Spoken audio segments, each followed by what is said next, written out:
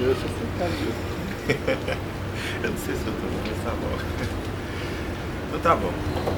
Assim, Fala mais alto. tá bom. Vamos lá. Depois qualquer coisa eles editam esse negócio. Eu não tô acostumado. Você tá acostumado, mas eu não tô. Mas assim, como que você. Nós vamos passar algumas perguntas mais assim pra parte educativa, pra gente conhecer, né, e saber dessa parte didática, né? Da arte.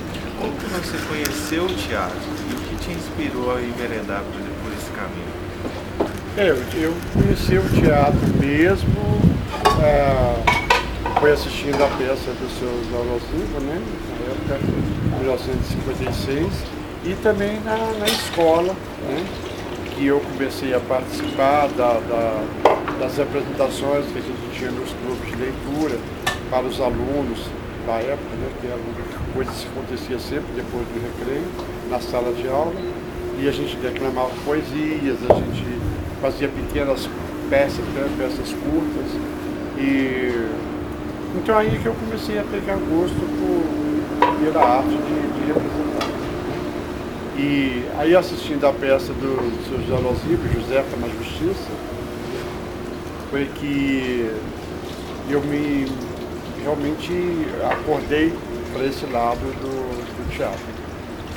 E quando eu fui em 62, eu montei a minha primeira peça, que foi Branca de Neve e Sete Anões, na qual aconteceu uma série de acidentes, mas são histórias longas que não vale a pena contar.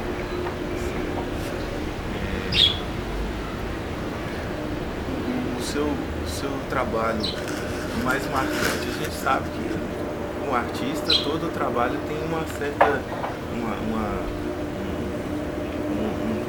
um pedaço, né, a formação, talvez os ensaios, né, alguma coisa que foi mais marcante.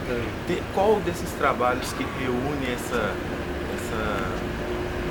marcas, né? Que reúne essa maior quantidade de marcas?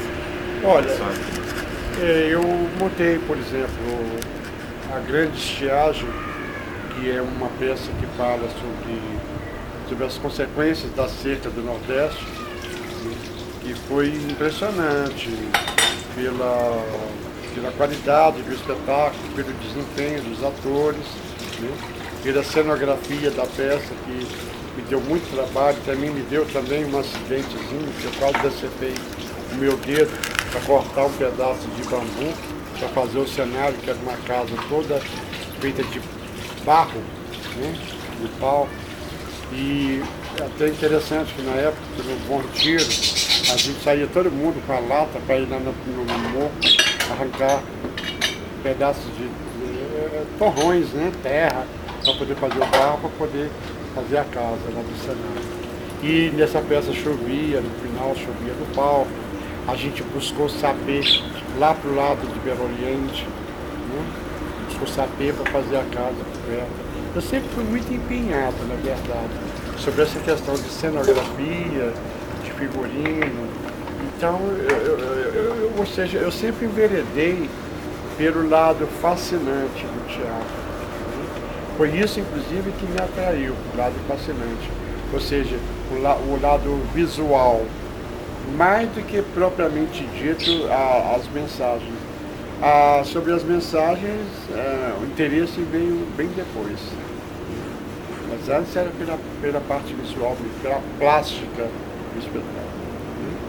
Então, assim, o Guarani também foi outro que me deu muita alegria, muita tristeza também, uma série de coisas que aconteceram. E também eu fiz Um Deus Dormiu Lá em Casa, do Guilherme Figueiredo. São várias peças, é até difícil enumerar todas, porque ao todo, na minha carreira, eu montei mais ou menos umas 50 peças. Assim, você fundou o grupo de teatro Clay Diáconos, né? Lá você formou e lançou vários artistas, né? Cita alguns exemplos de alguns artistas E como que era a sua metodologia? Olha, por exemplo, em 1979, uma pessoa que até me orgulha muito de lembrar e saber, eu acho que nem ele nega isso, que é o Zé Lopes, né? Eu dei um curso de teatro, de iniciação teatral no Nossa Dipa, e o Zé Lopes foi um dos meus alunos na época. E o Zé Lopes, ele se dedicou muito ao curso, levou muito a sério, tanto é que depois disso ele fez comigo a primeira peça dele, que chamava A Volta do Camaleão Alface, um texto da Maria Clara Machado, né? E a partir daí ele começou a fazer parte de alguns espetáculos, né, com outras pessoas. Ele terminou o curso comigo na época e continuou o trabalho dele, né? E também outra pessoa que frequentou minha casa com 9 anos de idade, frequentava minha casa em busca de pesquisas, né, sobre teatro, e ficava na minha casa o dia inteirinho, era o Otton Vargas, né? Eu ficava o dia inteiro na minha casa pesquisando, conversando sobre teatro, e até hoje, inclusive, né? Hoje ele está já com seus 30 anos, tá? E a gente ainda conversa muito sobre teatro, discute muito sobre técnica, sobre autores teatrais, brasileiros, estrangeiros.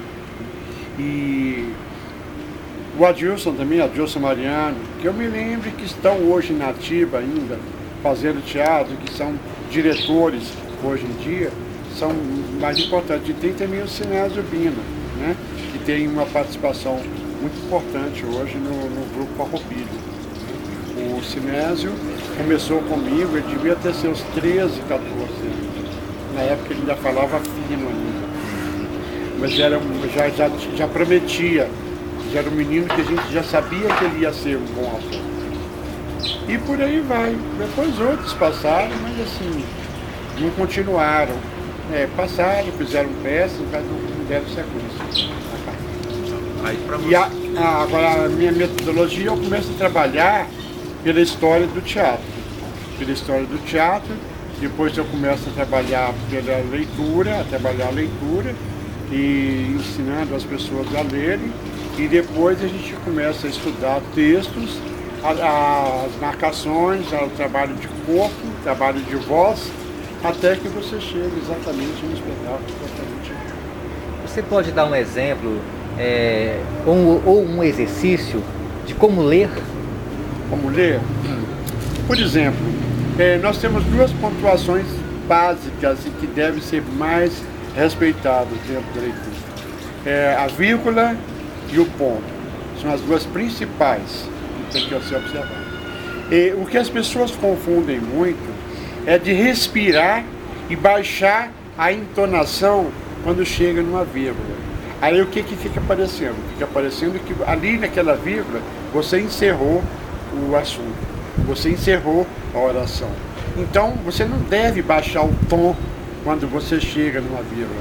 Você tem que dar um tom mais para o alto, para que as pessoas que estão ouvindo percebam que vai acontecer uma continuidade na leitura, até que chegue realmente num ponto. É isso que eu trabalho com as pessoas quando elas estão lendo. E é um erro que hoje milhares de pessoas, porque eu não entendo, existem esses cursos de jornalismo por aí. Esses jornalistas não sabem ler. Esses que formam, a maioria deles não sabem ler. Eles leem e sempre esquecendo, sem observar essa situação que é a situação da vírgula e do ponto. Então acaba atropelando as coisas e quem assiste acaba não entendendo o sentido daquilo que ele realmente está ouvindo. Por quê? Porque a pessoa cortou o assunto no meio. Então esse é o ponto básico que a gente observa quando a gente trabalha a leitura. Aquela parte mais da história do teatro. A história do teatro, a gente pega o teatro desde a Grécia Antiga, né? A gente pega desde a Grécia Antiga, depois a gente vem para a Idade Média, a gente espalha o teatro pela Europa, até que o teatro chegue no Brasil, com os grandes nomes do começo do teatro no século XVII, né? Aliás, no século XVIII, porque as primeiras manifestações teatrais do Brasil aconteceram da época de 1803, 1805, por aí. Tanto é que com a chegada da família real no Brasil em 1808, já foi construído o primeiro teatro, chamado Teatro Imperial.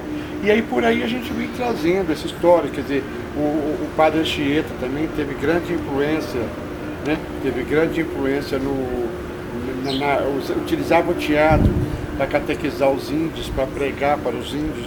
Então ele utilizava os autos sobre a vida dos santos para poder haver maior compreensão da parte dos índios, aquilo que ele queria transmitir. Então a gente vem passando dessa história até chegar nos dias de hoje, do teatro de hoje, e aí também a gente começa com a história do teatro aqui no município.